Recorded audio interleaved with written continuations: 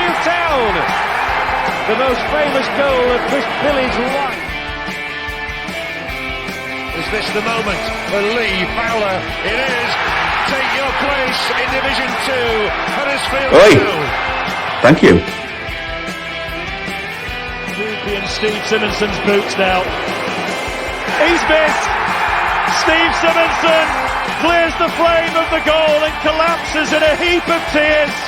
Huddersfield Town are promoted. Skipper Schindler has a chance to write his name in Huddersfield Town legend. And he takes that chance!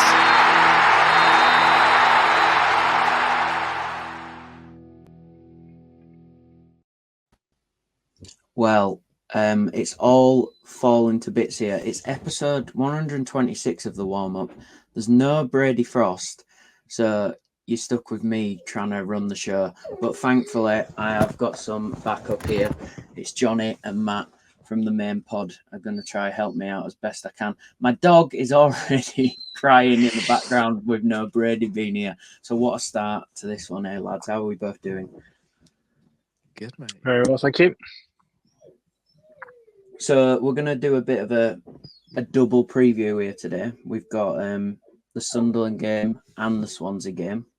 So we'll start with the Sunderland one, given that it's on Wednesday night. So Sunderland, they're sitting ninth in the league as at time recording here, and they've actually got a pretty decent home record. 5 wins from 8. It's not bad. Not bad, is it? Historically, Town struggle against Sunderland, we've found. We have lost 38 times, drawn 27 and won 24. It's played them quite a few times, to be honest. So, yeah, Matt, going off the back of a surprising point against Southampton, with quite a quick turnaround, so what is it, 4 days recovery to this game. What do you think Town should be doing to go up to Sunderland and get a point at least? I'd say is the aim in it when you're on the road. It's a tough one because the Sunderland are a good free-flowing football team, aren't they? But we've seen when we've come up against teams like Southampton and Ipswich that if we actually have the tools to press teams high up the pitch that play out from the back, so. It's going to be, I think Darren Moore's going to be caught between two stalls, really. He's going to be, I think, probably want to play 5-4-1 and sit as deep as possible. That seems to be what he feels like he has to. Brave, he'll understand that Sunderland do play out from the back and they can be caught as well. So if you have Bergs or Karoma and Thomas fit, for example, those are 3 good pressing players that Headley can do it as well. And it might be a case of maybe being conservative, but picking the right moments to trigger the press, and that really is the key. Because if you sit deep and let them dictate, a goal will come eventually. And once we get behind at Sunderland, it'll be a struggle. So I think really he needs to learn a little bit from the second half, and maybe we need to push higher up the pitch at certain points just to keep the Wolves at bay, if you like, or the Black Cats at bay. Yeah. Jonny, Sunderland played Plymouth on Saturday and lost the game 2-0, actually. It was a away game. Do you think there's much you can take from that? It looked like it was a good performance from Plymouth in the first half, and when you look at the stats, it's quite similar to we got absolutely whacked by Cardiff, didn't we? But the stats didn't really show. Do you know what I mean? When you looked at those Cardiff stats afterwards, whereas this one, Sunderland have had a lot more possession, like double the amount of shots as Plymouth, but come away 2-0 loss. So I don't know. Can you take much from a team's performance? Do you know what I mean? The stats from that, and think what a Town got to do here. Do you think really? I mean, yeah. Stats don't always tell the full story, do they? I think if you look at the stats of the second half of Town's game on Saturday, it looked very much to favour Southampton, but I thought we were by far the better team in that second half. Certainly challenged the goal a lot more. But yeah, I read that Sunderland had a higher XG, higher possession, higher corner, higher shots than Plymouth over the full 90, but lost 2-0. So, I mean, I think if we're going to get anything, it's probably going to look quite similar.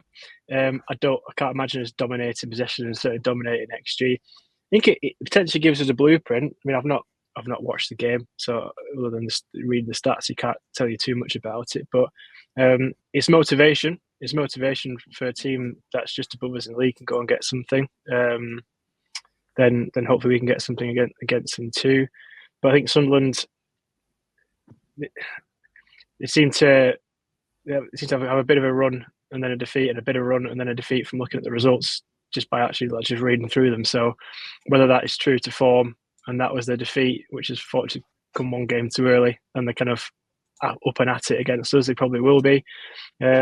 But then we've come off a good 45 minutes doing what we need to do against a better team than Sunderland, with greater assets. Granted at home, but we can, like say, Matt says, we can look to continue, be solid. I just don't want to say we want to play the first 45 like we play the second 45. We can be solid, get at them, press, cause problems. They do like to pass, like Southampton. Not quite as much as Southampton. I don't think anyone likes to pass as much as Southampton. But there will be opportunities where we can stay solid and play to our strengths. And like say, Bergzog and Thomas can run at them, make it uncomfortable.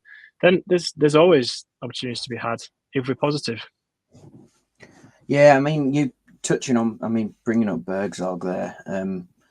Matt, when I look at Sunderland's team, and I don't know if I feel like this is quite a Tony Mowbray thing as well. He always seems to have quite young squads, I feel like.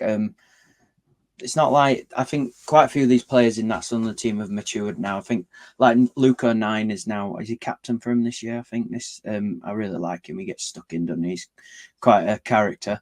But with the players coming back from town, can we maybe look at this game and think we could go there and give them a game and potentially get something out of it? How important are those players coming back really for us, do you think? I mean, should never be scared of anyone else in the league, really. It's still difficult. I still think Darren Moore's he's been forced to play a different way by the sounds of things than what he originally wanted to do. So he's maybe had to park some of his plans. So like I say, he's probably caught between two ideas now, whether to revert back to that or whether to carry on this sort of defensive approach. If we go full defensive, the problem I have under Moore when we go 5-4-1 is that we never get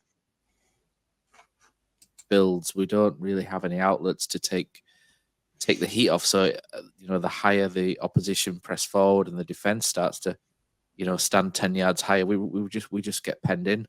So it's really about you look at, I don't know whether Danny Ward's going to play. Apparently he had flu on Saturday. Is he going to be ready for Wednesday? I don't know, but he's not someone you can completely rely on anyway, is he, with his injury record?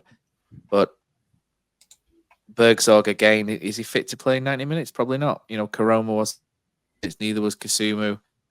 And it's another game 3 days after the first game for a while. So I don't know. It's going to be interesting to see how people react, but I imagine there'll be some form of rotation at some point, whether that's in the starting lineup or intentionally from the bench. So I don't know. I don't think we're going to see any immediate changes just yet, Tom. I don't think it, but we have to trigger a press higher or find a different method to get higher up the pitch at times, just to take the pressure off, because that's what kills us, and that's what kills the fan spirit as well. Is just sitting in for long periods, and it's a depressing watch, isn't it, when that happens? So we'll see. I'm not sure. I'm not sure what to expect at Sunderland. Sunderland are a good passing football team, so I think the instinct might be just to sit in, but I think that might be wrong, if I'm honest. We saw last year when Neil Warnock went there, he picked two, didn't he, up front? He had Diarra just behind a striker, and Diarra had a great game up at Sunderland last year, and we were a little bit more in the face, and I think that's what it needs, but I'm not sure whether he's going to be brave enough to do that. So, that's what we need to work out, isn't it? Yeah, Jonny, when you're looking at this start for Darren Moore, so it's 1 win in 10, isn't it? I think away games, it's 2 points out of the 5 away games we've had. including 2 pretty heavy defeats. I mean, Matt's already touched on kind of how hard it is to watch sometimes, but do you think when we are going away, he needs to start off by really just sitting in? I feel like after Leeds, he seems to have got a bit more sensible. I say sensible, like it seems to be a bit more conservative, doesn't it, from the off? Going up to Sunderland on a Wednesday night, I think you're probably gonna have to weather a bit of storm, aren't you, for the first 45 minutes at least? Yeah, it's being pragmatic, isn't it? Some might say negative, but I'll probably say it's being pragmatic. It's recognising the fact that if we can stay in the game, then there's opportunity for us to kind of be a bit freer, be a bit more open as the game progresses, when players get a bit tighter. We've not the luxury of bringing amazing resources off the bench, so it can be. Do you know what I mean? It can, as the game goes on, we can get tighter, and the opportunity to try and make an impact can be harder. But certainly to go at it from the first whistle and try and take it to Sunderland and maybe go down 1 early, I don't think is probably the best game plan. So I think, yeah, if you can try and stay resolute and open up a little bit more as the game goes on, it's probably the best tactic, really. And I think, like I say, the fact it's a midweek game, Saturday, Wednesday, Saturday. I think these 2 games now are the ones that, unfortunately, it's almost gone in reverse. So Southampton being the hardest game, Sunderland the next hardest game, and then Swansea probably the easiest on paper is probably the reverse to how we'd want it. So whether he looks to that a little bit, Swansea way in this run before January isn't an easy game, but it is one of the easiest on paper. So is that way he might look to target points a bit more? Could that come into his thinking, his approach to Sunderland? It's hard. We've talked on our pod, the main pod is reviewing games, and you have previewing games, that he's not blessed with resources to start with. He does have a decimated squad as well. So it's how he tends to approach that, and whether it's kind of been a bit more pragmatic, Sunderland trying to play in the last 20-25, we can keep it to 0-0 with a half a mind on Swansea on Saturday might be the way to approach it, looking at a bit more forward planning than just the Sunderland game. Yeah, it's interesting looking at our resources compared to theirs. Matt, I might be throwing you in the deep end a little bit here, but there's a few pretty decent names for Sunderland this year, isn't there? I think, and they've spent a bit of money. Yeah, they've got a billionaire backer, haven't they? Which is always nice. Although so have we, technically.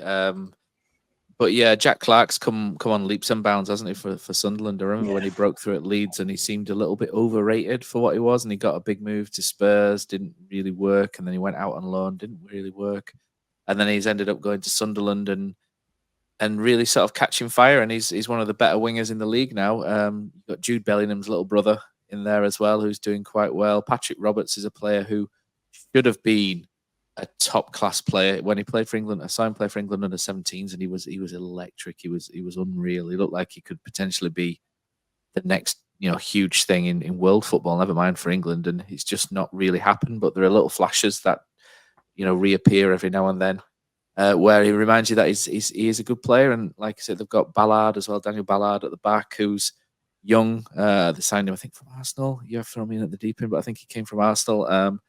He was injured all last year. I think they signed him for biggish money, and then he injured himself really early and didn't appear for quite a while. And he's come back this season, and he looks pretty good. And I like the goalkeeper as well, Patterson. He's come through the academy, and I remember sat behind him last year at Sunderland, and he was really good at dominating his box. I don't know whether that was a one-game deal or not, but he was really, really good, and his distribution was good as well, which is really key in what they do. So they have a lot of good young players, and that seems to be their MO, like you mentioned earlier. So they've signed a lot of players from abroad as well. They've come over in their early 20s. Some have done well, some haven't. And they signed a kid from West Ham, I think, at the start of last year as well, whose name just escapes me because you have thrown me in at the deep end. But he came through and he did pretty well. So they've certainly got a genetic makeup, if you like, of what and a plan of what they want to do, and it seems to be to spend money on developing good young footballers to sell for profit, which is they're not entirely alone in that, is it? And everyone calls it the Brentford model, but Huddersfield were doing that in 2013 before that. So it's everybody's done it. It's not a specific thing. So good young team with an experienced old head managing them. It's quite a good mix, really. And like you said, they've got Luke O'Nien in there as a player I've always quite liked, and just one or two local lads as well, throwing in Hume at right back as well, and Patson, like I said, the academy keeper, and they've got one or two more as well who've come through. Huggins, and I think they had Dennis Sirkin as well. I don't think he's been playing recently, the left back. So I like Sunderland as a team. There's a lot to like. They play good football. They bring players through the academy. They don't really go out and spend silly money, silly wages in proportion to what they turn over. So there's a lot to like about what they do. And they're a good outfit, and I think they slightly overachieve for the quality maybe that they've got, but it works, and more power to them. And the football museum's great as well. While I'm praising Sunderland, the football museum, if you go pre-match, is brilliant as well up there. So if you're going up there tomorrow, have a look. It's a lovely stadium up there as well, isn't it? It's it's decent. It's one of the sort of early new ones, isn't it? So it's good. It's very similar to some of the other the other similar bowls, if you like. But it's good. It's one of the originals. So I'll give them that. Yeah. Right, we're nearly at halfway, so it's almost perfect time to cross over to our other preview. But I'll just give you a bit of a. So Town's first meeting with Sunderland was in 1920, a boring 0-0 at Leeds Road. It actually took Town 8 attempts to beat Sunderland, and that was a 3-2 win in the 1923 season. So that was obviously a massive 3 points. And then Matt's already touched on it. Last meeting 1-1. So taking into account the last meeting and how things are going for both teams at the moment, have you two got any predictions? What do you think if you had to predict a score and maybe a goal scorer? What do you think for Wednesday night? Do you want me to go first? Go on then, Jonny. I'll go for a 1-1. Yeah. I think Karoma will score for Town, and I think because he loves to play against Town, I think Alex Pritchard will score again for Sunderland. So and celebrate. And get booed by Town fans again. And get booed. I mean, I'm Heart says potential 1-1 draw again. Head says we'll get swatted 3-0. So kind of like caught between both. I just think they're too good for where we are at the moment, and they'll turn us over. Yeah, I'm kind of with you there, Matt. I think it'll be a similar setup to Hull. Well, I think we'll go there and be very, very defensive. So it's one of those. I think if you can get to half time at 0-0. Then maybe he assesses it and he thinks, right, is there anything? Because I feel like we did that on Saturday. Assess it, see how we can break them down, and hopefully have some joy. But I'll go for a 0-0. I'm going to say the whole tactics will pay off, and we'll nick a point up there, I think. So that's your first half. So we're halfway through, and we've got another game to preview because we have also got another away game on Saturday, which is Swansea away. Quite harsh, that, isn't it? Sunderland on a Wednesday night, then Swansea on a Saturday. I feel like Warnock already moaned about that at the start of the year, didn't he? Should we moan about it again? Yeah. So, I mean, there's Town fans are going to do that. There's probably quite a few will go to Sunderland midweek and then Swansea on a Saturday. That's it's a good job we don't live in America, isn't it? Because that would be problematic wouldn't it, for our away travel. But it's not great, is it? I mean, Plymouth probably sat there going, "What are you worrying? What are you on about? We get this every week." But I've just noticed, Tom, there's a load of jingles here that I can throw in at any point for you. So if you need any jingles or segues, I can do that for you quite nicely. I've just noticed the Josh Karoma Viking Warhorn. I should have played that when Jonny was. Well, so if you hear anything come up, Matt, just jingle away. So Swansea then, they're 17th as at time recording, 17th. They're actually playing Leeds on Wednesday night, so you'd probably think they're not gonna pick up a win, maybe a draw. You never know. Their home record isn't too brilliant so far this season. It's only 2 wins at home for them so far. And they only sit 4 points above Town at the moment. If they don't pick anything up against Leeds, then we could really close the gap a little bit on them. Duff, Mr. Duffman, is the manager this season. Yeah. Matt, you were a big fan of his, weren't you, last season? I think, and Yeah, I think quite a few Town fans did make the suggestion that if they went down, if Barnsley went down, then he'd someone that you'd approach. Can you tell us why you liked him so much? Yeah, I just felt that he suited our squad. When you look at this, so I wanted him in the summer when Neil Warnock, even instead of Neil Warnock, I felt like Warnock had rode off into the sunset and it was the perfect ending. So I was felt that, the likes of Lees, Hellick,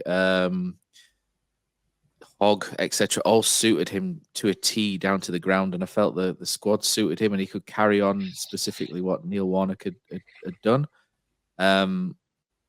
So I felt he was a good fit, from down the road, if you like, and good young up and coming manager, very, very much, schooled by Deitch, if you like, in that Burnley team as well.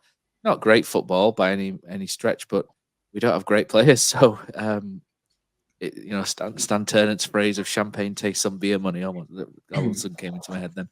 But yeah, I thought it was a good fit for us. I thought it suited us. I didn't think he was a good fit for Swansea at all, to be honest. And their fans weren't very keen on him at all at one point. Swansea have very much been a passing and possession-based team for a while. They had Russell Martin. So to go from a manager who loves the ball and doesn't want anyone else to have the ball in Russell Martin to a manager who doesn't want the ball at all and is very much all about defensive shape is such a culture shock for Swansea that I just didn't really see the fit, if you know what I mean. So I now understand. Well, I know why Swansea fans are struggling with him at the minute, but he's a good manager. He's Michael Duff, in my opinion. I think I'm not sure whether he'll ever win the Swansea fans over because they're used to, your Roberto Martinez and that style of football, and they have Laudrup, didn't they? They had some really good managers that over the last sort of 15 years there. So it's that mold that they're used to. So for them, I'm not sure he's quite the right fit, but for us, I think he'd have been perfect in everything he did and the squad as well. But he went there and we went with Mr. Moore. Yeah. Moore at the Hudders. Jonny, given this kind of short turnaround that we've already touched on, and our injury list seems to, once it looks like it's coming back, just keeps growing again. Do you expect kind of quite a few changes? I mean, it might be asking a lot of certain players to do these 2 games, like the younger lads and stuff. I mean, what do you think the approach should be? Kind of maybe over both games, not just this one, really, like squad wise. Would you be playing around with that squad a bit? I don't think we have too much of a luxury to really adapt it hugely. Like I say, we've lost. We're back to one striker, aren't we? Really, if Danny Ward is fit for Wednesday, I presume he'll be fit for the weekend. If it is flu, even if fit, Danny Ward struggled to kind of complete a full 90. Although he probably wasn't too fit, in all honesty, start of the season towards the back end of last season. What, Danny Ward? But that's the thing of it. You've got a few impact players. You've got players that wouldn't necessarily want to give a full 90 to. I think you might have a luxury starting some of those players against Swansea versus Sunderland. I'm thinking players like Diarra. I wouldn't necessarily look to start Diarra against Sunderland. You might start him more against Swansea. So there's potential rotation there. There's rotation in positions or depth, a bit more depth in positions that I don't think massively make an impact. I look at the likes of Edwards, you could bring in to give fullback a rest, but does that really enhance the team other than fitness? Probably not. Definitely doesn't enhance fitness. Avoiding a skill level conversation at that point. So it's hard, and like I said, it is hard. And back away games. I mean, you hope, like I say, do you look a bit more tactical? Do you look to try and sit in that Sunderland game? Try and reserve a little bit, not go at it too much. I mean, if you're chasing the ball, that's still going to tire legs out, and target a bit more of the Swansea game and aim to play for a few more minutes in the Swansea game. You do the Sunderland game. Do you look to maybe rest a few players? Not rest, but maybe plan to bring players off a little bit earlier or start them later on, or start them from the bench to target that Swansea game. It's tough. Does Moore do that? Because he's probably not got the luxury of to write off games at this point from points position, but also from a fan perception as well. I think if we go to Sunderland, play a weaker team, no interest in really playing and come away with a defeat, it's not going to help him. So not to sound like a broken record, it is a real problem. But equally, I think Swansea are a team that we can look to get at. I mean, you've alluded to where they sit at the table; they're not too far above us. And if you kind of look at their results, they're not in fantastic form. They had a bit of a purple patch before on the bounce, but outside of that, they've been relatively poor, really. They have not the game of the weekend, but 2 games prior they did go down to 10 men, so that might skew it slightly. But I do think they're more of an attractive opposition for us to play and trying to get points. I mean, if you look at the points we probably need to try and stay above the drop between now and January, that is a game which I would be looking at and saying, even though it's away, based on the home games that we've got, it's somewhere we could probably look to try and pick up points. So whether you put all the balls in that court and go for it, it's tough. But certainly from a squad depth point of view, that's why I said maybe it's the wrong way around. If we'd done Swansea, Sunderland and Southampton, that would have been ideal. Doing them last out of the 3 probably isn't the best. Yeah, it is. It's an interesting conundrum he's got coming up, isn't it? I don't really know what I'd do, to be honest. I mean, as good as Saturday was, you're still relying on players that maybe aren't at that kind of level yet, are they? Do you know what I mean? But I think someone who's really stepped up, and Matt on the main pod, you give him a big shout out. Mr. Ben Jackson had a great game on Saturday, didn't he? I mean, how tough Olo when you've got exactly. And I think one thing that we've said over the last, what is it now? Is it 2 seasons? We haven't replaced Toffolo or O'Brien, have we? And that's been one of the big Not problems. effectively. Yeah. Can you see Mr. Jackson potentially stepping up and becoming a proper key player for us this season? He seems to have settled in a bit more, doesn't he? Yeah, he's better, isn't he? I think the thing with Ben Jackson is he's always had decent delivery. He's always had really good set-piece delivery, crossing ability, and strikes the ball really well. And we've not really seen that in the first team. We've seen it quite a lot in the B team. He scored a lot of free kicks and really good delivery. But we started to see that more. And it's weird that it's come on the right-hand side, but I think just cutting in on his left foot and then having that space just to hit the diagonals has really helped him. It just creates a different dimension, different point of attack as well. It's really strange, and I quite like Sorba on that side as well, because Sorba can stick to the get chalk on his boots, as they say, and Ben Jackson come inside and underlap, and it has quite a decent little dynamic in the makings. I think Ben Jackson physically has lacked fullback, because he just kind of has that. He just sort of gets pushed around a little bit, if for want of a better phrase. Whereas energy-wise, no problem. He's got great stamina. He's perfect wing back. He's got great stamina. Gets up and down. So yeah, he's definitely got that. He's still got to push more though, and you can't really rely. I know he's 22, 23 now, isn't he? But and you can't really rely on kids come, to hang your hat on. You really have to have players in the team who you can rely on week in, week out. And then these kids that come in should be able to be dropped in and out and then be allowed to develop at their own pace, if you like. But I think the problem is, if you're relying on Ben Jackson, which this is no slight on Ben Jackson, who's done really well, the problem is you can't really build up too much expectation with him, because he will have a dip and he will come back again, and he'll dip and he'll come back, and before plateauing at a certain level. So you need players like Radoni, although Radoni's still quite young, but he's played more games, if you like. You need players like that. You need Hogg, you need Hellick to be consistent, to allow them to be able to dip in and out. So really, I look at key players more as Hellick, Nichols, the spine of the team, Hogg, Kasumu. Although Kasumu, again, you could say he's not played a million games. No one's played a million games apart from Pele. But no one's played like hundreds. He's not played hundreds of games either. So you need your constants throughout that team to keep going and keep delivering and be the backbone of the team. When someone like Ben Jackson will flitter in and flitter out, and at the minute he's flittering in, and it's good.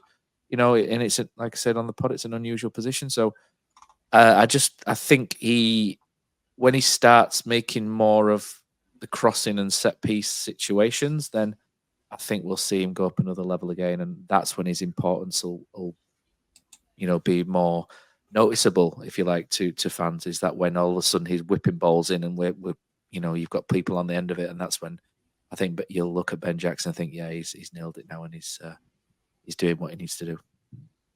Yeah.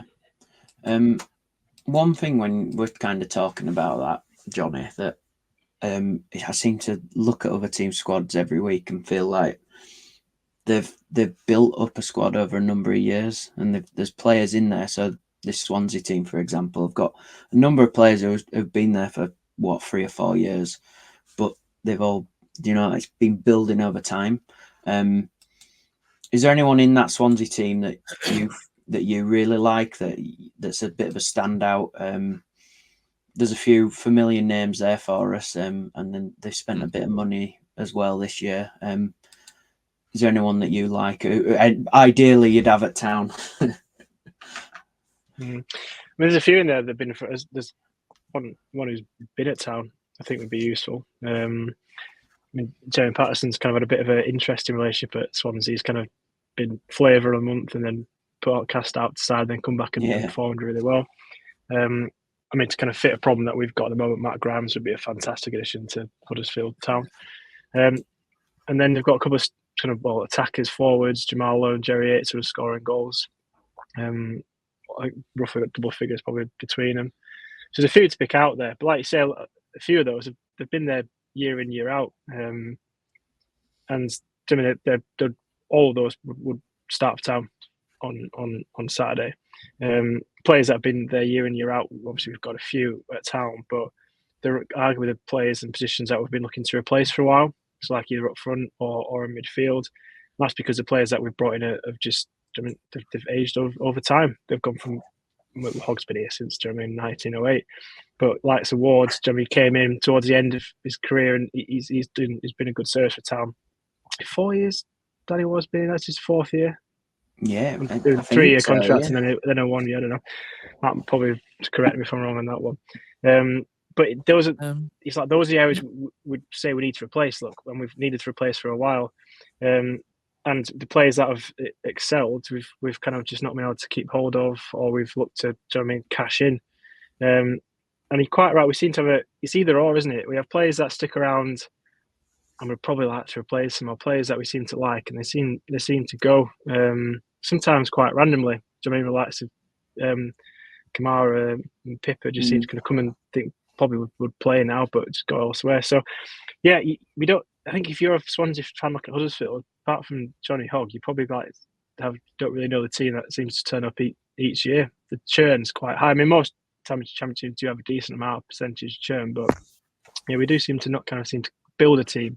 Which if you look at successful teams that do well, they build. It's like Luton last year. A lot of those players you recognise year in, year out because they add and they build and they add and they build, and they generally try and retain the players that they've got, the quality. They pick out the good players and then build on that. It's quite a simple model, but we never seem to be able to do it really. But that's a different question. Yeah, we had this conversation, didn't we, Jonny? I think a few months ago as well. The problem with Town is when they build something, there's usually one part is you go back to your level 1 coach, is it? You get strivers and stragglers, and anybody that strives, Huddersfield Town will push them out the door to sell them, and then you're starting again. So Huddersfield Town are constantly starting again. And Kevin Nagel did say in one of the early interviews, one magic word you mentioned there was to stop the churn.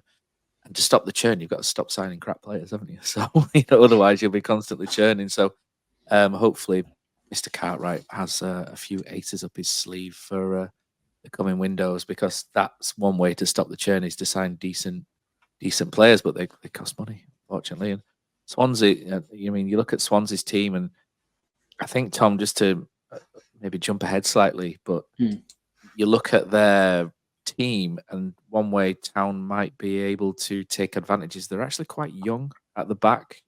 Yeah. Rushworth, who's been playing in goal, and Rushworth's really interesting. I'm going to be interesting to watch him because he was in Town's academy when we binned it. So that's, you've got a goalkeeper there in the 5 million bracket, and who we've lost for nothing, if you like, because of that decision in 2017, which we'll move on from. They've got, fullbacks are interesting as well. Timon they've got from Stoke, who's under, all of them are under 25. They've got Bashir Humphreys from Chelsea on loan. They've got Ben Cabango, who's been there a little while, but he's still only 23.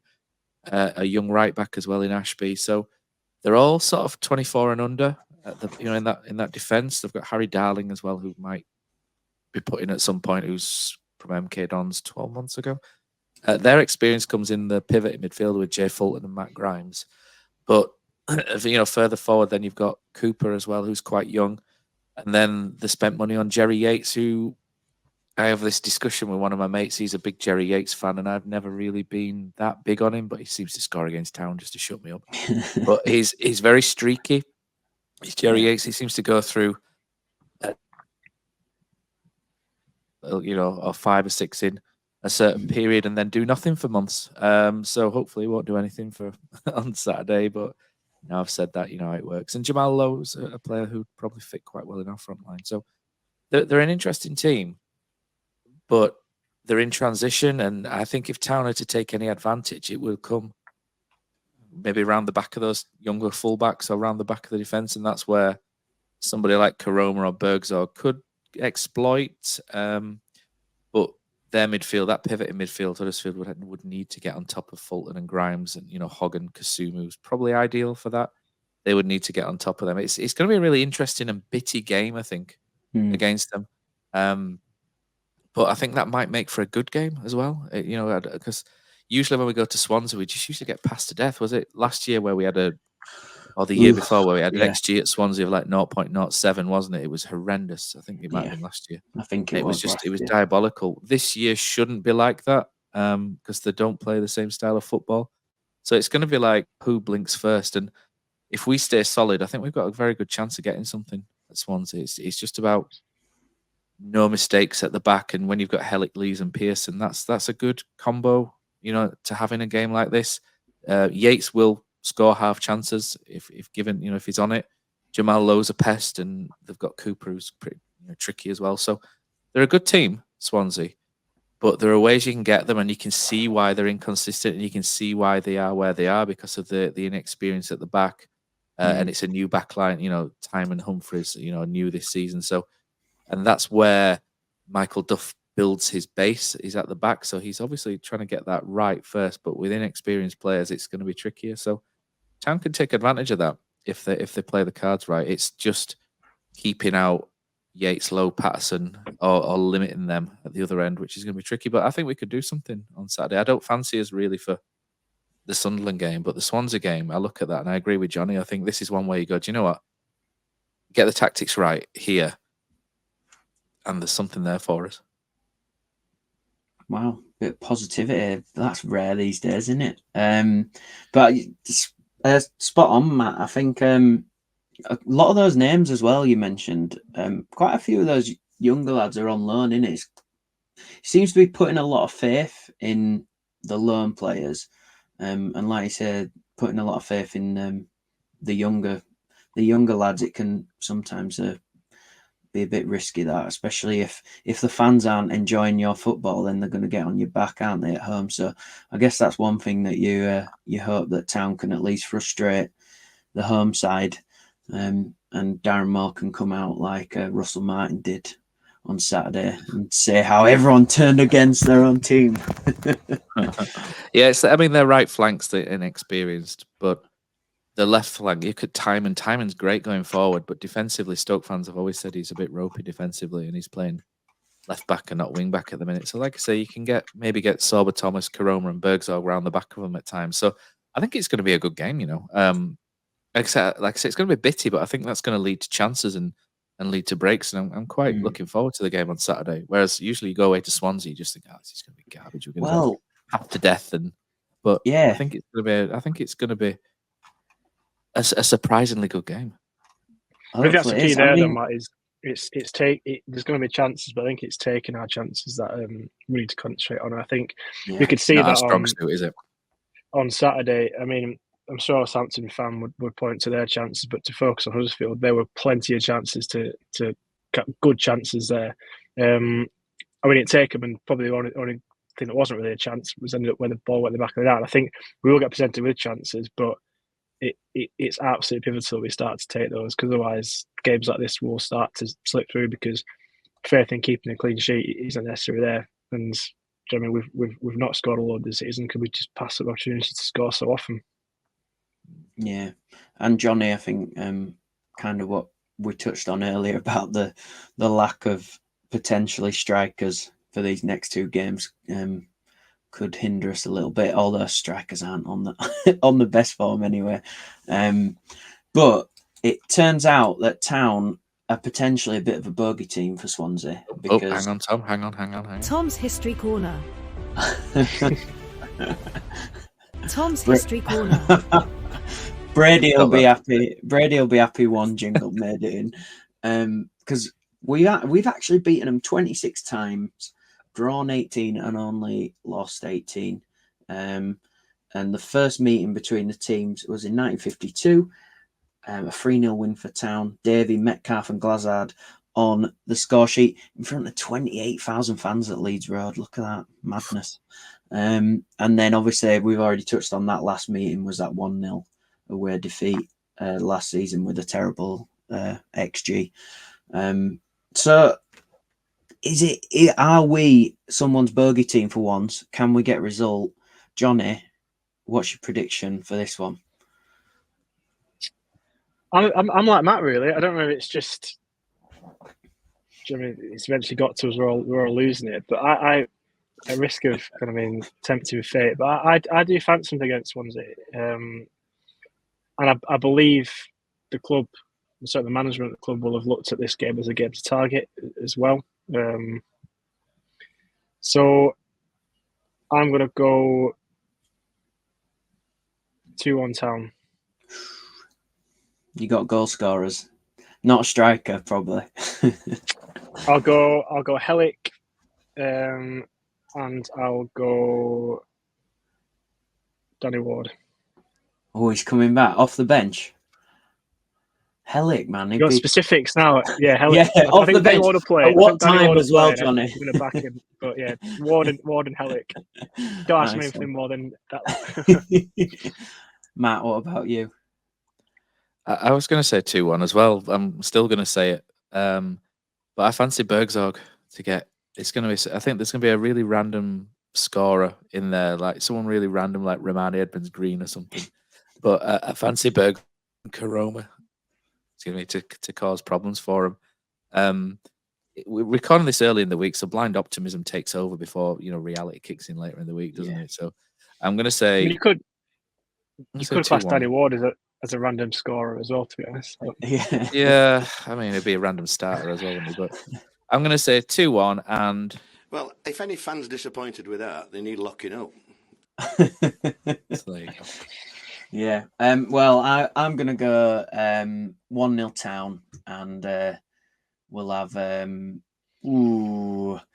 would say Helic. Yeah, Helic goal. But knowing our luck, we'll probably get battered against Swansea and then nick a 1-0 against Sunderland or something like that, won't we? But yeah, that's it. Yeah. That's it from this week. Apologies to the usual listeners that Brady wasn't here. It was a lot more amateur, that's all I'll say, with me in the driving seat.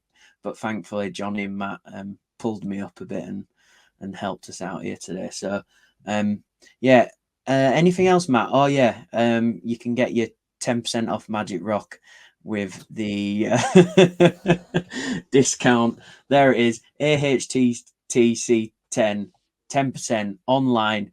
Get some drinks in, enjoy yourself up the town.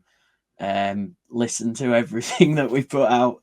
I'm not very good at this kind of thing. I need some training from Brady, I think. Anything else?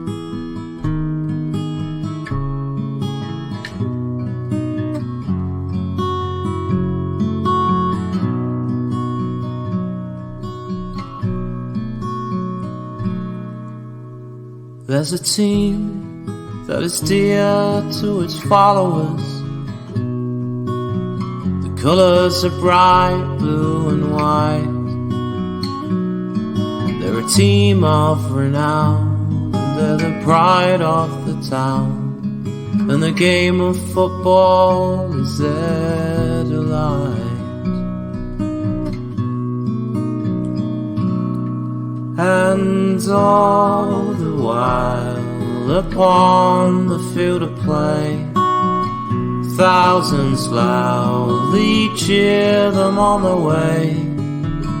Often you can hear them say, who can beat the town today? And then the bells will ring so merrily, every goal shall be a memory.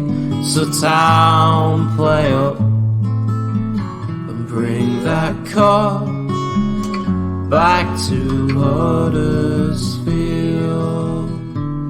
So town, play up and bring the cup back to Huddersfield.